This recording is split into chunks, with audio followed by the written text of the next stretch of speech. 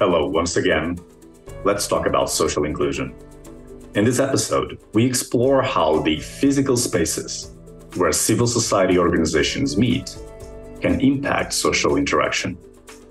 Our guest today, Matthew Baggetta, from Indiana University in the United States, looks at data from several civil society organizations' meetings in Indianapolis, United States.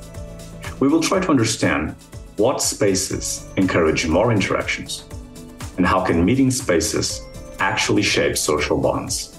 I'm Rodrigo Silva. Let's talk about social inclusion. Matthew, welcome to our episode. Thanks for having me. So the first question, of course, tell us about the importance, the relevance of this work. Sure. So for a long time, we've recognized that democracy really needs connected citizens in order to work. Democracies work better when more people know each other and are more connected to one another in the society. And globally right now, we're watching democracies struggle. And part of the reason for that might be sort of fraying among the citizens, less social connection that's out there. One of the ways for a long time that we've understood how citizens can become connected to one another is through civil society organizations. So through the clubs and congregations, membership organizations, service groups, all these things that are sort of beyond the family, but are not work, are not government, that people connect through. Those are places where new relationships are formed. And the more of those that get built, the better democracies work. So the question for us and for lots of people working in this area is essentially, how is it that civil society organizations build those, and how can they do it better? What kinds of things can civil society organizations do to do a better job of getting people connected to them? All right, let's explore this a little bit more. So I'm curious to know about the specific research gap that you were trying to fill. And so what's a research gap when you and your co-authors started this research? What were you hoping to find specifically?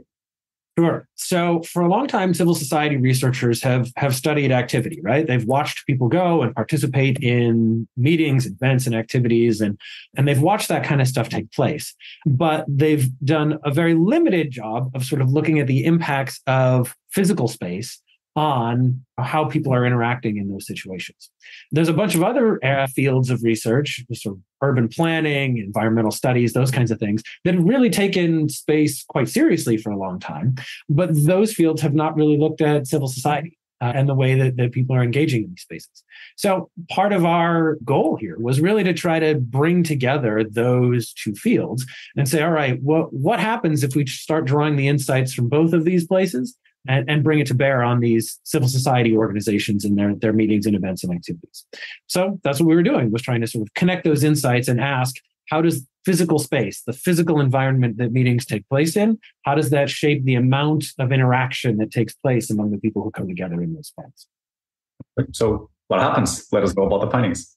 Yeah, so it's interesting. We found less informal conversation, informal social interaction than we expected. Right? Like these civil society organizations, these are places where people are choosing voluntarily to come together around some interest that they hold in common. And at least in the meetings and events and activities that we looked at about 3/5 of those, people would interact when they were told to, right? They would do the official business, but they didn't do any other social interaction. There was no other sort of informal social connection among the people that were there.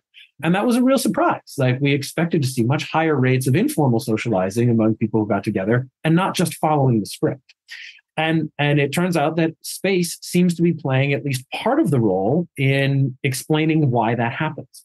So civil society organization meetings that took place in quite small spaces had substantially lower levels of social interaction than those that took place in sort of more medium-sized spaces that everybody fit in. And that also was kind of interesting for us. You would almost think that you would get more informal social interaction if you had a smaller space because you kind of cluster everybody together in there. But it turns out people interact less when you get them close together. Oh. And our hunch on this is that it has to do with how much other people can overhear your conversation.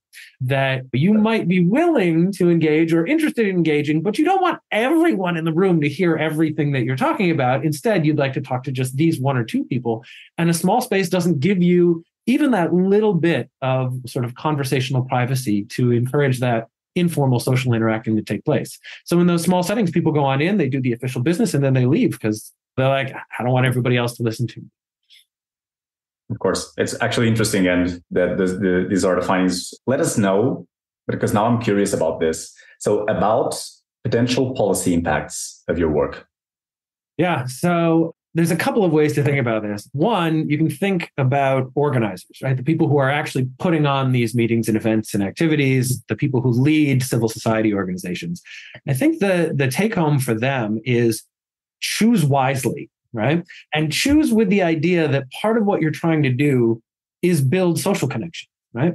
If your goal as a civic organizer is just to accomplish whatever your meeting purpose is, well, maybe a small space, a big space, whatever is going to do the trick for you because you can tell people and they'll follow instructions. But if part of what you want to do is get the people who are affiliated with your organization to know each other better and to connect with each other, which is good organizing practice, because if that happens and people build those relationships, they're more likely to stay engaged with your organization over time. Well, then you need to choose a space and design your meetings and your events in a way that gives people the opportunity to make those social connections with one another, right? So choose your spaces wisely and build your meetings accordingly. In policy terms, though, local governments and sort of very large nonprofits that have spaces that they own are often the locations where these kinds of smaller civil society events take place. And that's because relatively few organizations have the resources to own and provide spaces to others. Those organizations, large nonprofits, and especially local governments, I think need to think much more self-consciously about providing a more varied array of spaces for civil society organizations in their communities to use. So if they're providing more spaces of different sizes, that gives more flexibility to civil society organizers to choose the right one that's going to create that right dynamic for the meeting that they're holding. Of course, straight on point, free policy tips for both civic organization leaders and policymakers. Matthew, let's look at the now what. So we've covered this, what's the research? So what about it? Let's look at what now. So what are some future research venues from now on?